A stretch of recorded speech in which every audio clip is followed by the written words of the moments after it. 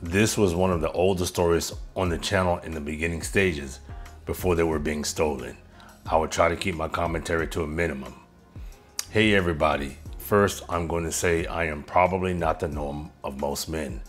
After listening to some of the stories on Tony's channel, I decided to share my story. I found out my wife was cheating. I took her back, but I humiliated her in front of the congregation. I dated my wife mostly while I was in high school, so you can say we were high school sweethearts. My wife and I have been married for 26 years. We got married right out of college. I wanted to be a pastor, and I had a strong Christian upbringing. My wife, on the other hand, got a degree in education. She became a teacher. Yep, teachers are one of those professions that has a high infidelity rate. My wife and I never had kids. I was focused on my career of becoming a pastor, and my wife was trying to start a career as a teacher. So as time progressed, I eventually found a church that I became a member of. I consider it just plain luck. This church was looking for a pastor, and I had all the qualifications. It took me almost 10 years to finally have my own church. Throughout this journey, my wife was there the entire time. We traveled across the country to go to different churches, and I would sometimes be a guest speaker at these churches. My wife always traveled with me. We made sure to travel when she wasn't teaching, usually right around spring break or when school was out. She was like my manager, so to speak. She would schedule my speaking engagements, help me prepare for them, and even be my moral support. We had a big family. She had 2 sisters and 2 brothers, and they were all successful. I had 3 sisters. One of my sisters was a police officer. One was a doctor and one was an accountant. To my surprise, they all attended church consistently. Even though my wife and I lived a little ways from them, we were the perfect Christian family. Nothing was out of place, and we had perfect get-togethers and big dinners on Sundays. Every so often after church one day, my wife and I were getting ready for a sermon that I was going to preach at the church.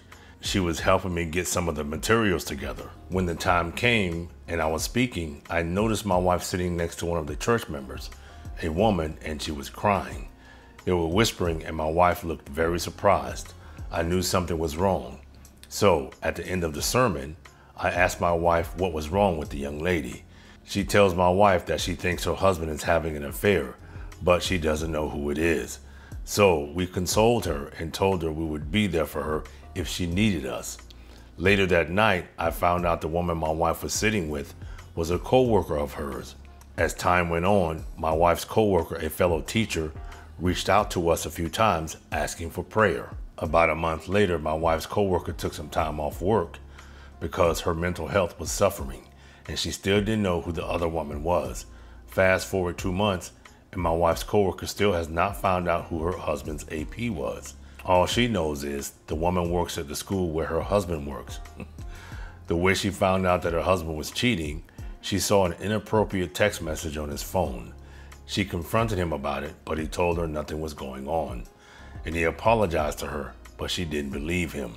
Fast forward a few more months, and my wife's coworker seems to be in better spirits. It turns out she and her husband were trying to work things out and were planning on going to marriage counseling. My wife and I still talk to her coworker and her husband, and we still go to church together with them occasionally, but nothing has ever been said about the affair anymore. Sometimes my wife would stay after school doing some extra work for her students, but she always made it a point to get home before dark. But that was starting to change. Lately, she has been staying at the school way past dark, and when I called her, she wasn't answering her phone. So one night I just went up there when she wasn't answering her phone, but her car wasn't there, and I was starting to get a little worried. When I wasn't able to reach her, I went home and waited for her. She ended up coming home about an hour later. I was a little upset with her for not communicating with me and letting me know where she was. But when I asked her where she had been, she said she went to meet the couple to talk with them and pray with them. After she said that, I didn't think anything else of it. My thought process was she was helping a couple in need. But as time went on, my wife's behavior started to change quite a bit. She was staying at school way past work hours, wasn't coming home until late, and not communicating with me. Again, I didn't question her when she came home. I just thought she was working on some school project or helping the couple in need. But one night my wife came home with a bag full of things. So I asked her about it, and she told me that the couple had given her gifts to help them out with their struggles. And they were very thankful for all she did. I thought that was odd. I mean, these gifts looked expensive. Why would a couple from the congregation give her gifts like that? Anyway, I didn't make a big fuss about it, but as time went on, she kept getting gifts from the couple. At least that's what she told me. But one day I noticed that my wife was talking to someone on the phone like she was whispering. When I asked her who it was, she said it was a colleague from school. And who do we see? The husband of the couple that had been giving my wife gifts. My wife's face went completely pale, and she grabbed my arm and pulled me away. That's when I knew something was up. I asked her what was going on. She looks at me and says, "Nothing is going on." I told her I didn't believe her. That's when she let go of my arm. That's when our trip at the mall ended, and it was awkward driving home. I couldn't help but think what was going on. When we got home, I confronted my wife again about the situation and asked her to tell me the truth. She again said nothing was going on. That night, I didn't even say anything else to her. Now, my faith is really being tested, and I'm not sure what to do. But the next day, my wife sat me down and apologized, but promised me that she wasn't cheating on me, and she was just being friendly to the couple and may have given her co-worker's husband the wrong impression. I went with it and didn't bring it up anymore. As time went on, she was coming home from school at a decent hour and things were looking up. Fast forward 3 months, and one of the church members wanted to talk to me after a Sunday sermon. We agreed to talk after everyone left. We go to a back room and he shows me a picture of a woman walking, holding hands with the man, walking to a hotel. I look closer. It's my wife. He has a farm out there near the hotel, which is about 35 minutes from where we live. So he recognized my wife's car and wondered why the pastor's wife is out there.